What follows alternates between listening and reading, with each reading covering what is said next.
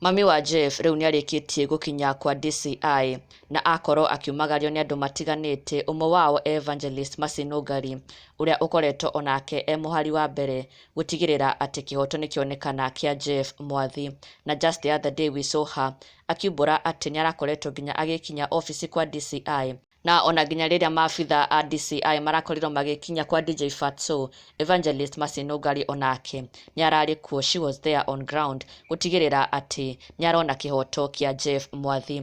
Na rĩu mũthenya wa ũmũthĩ mami wa Jeff nĩarĩkĩtie gũkinya kwa DCI aumagarĩtio nĩ a Masinũngari na oho some family members na mawakiri matiganĩte. Na ndeto ici ciagĩkorwo ikiumbũrwo nĩ Simon Mwangi Mũthiora akiuga pole pole ndio mwendo. Mama Jeff has arrived at Directorate of Criminal Investigations DCI. We have a team of lawyers and family members accompanying her. Evangelist Masinũngari is also present.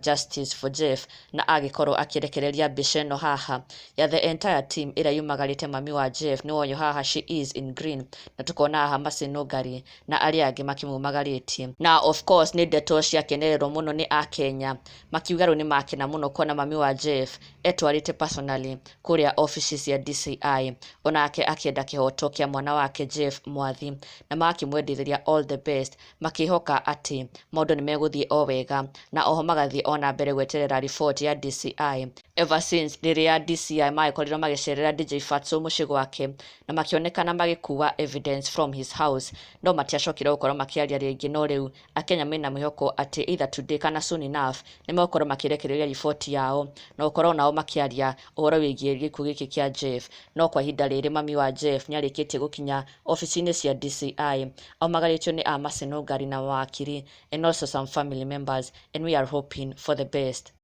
Na ndũgakĩriganĩrwo gũsubscribe for the latest and trending Kikuyu celebrity news. Never miss an update. Subscribe now.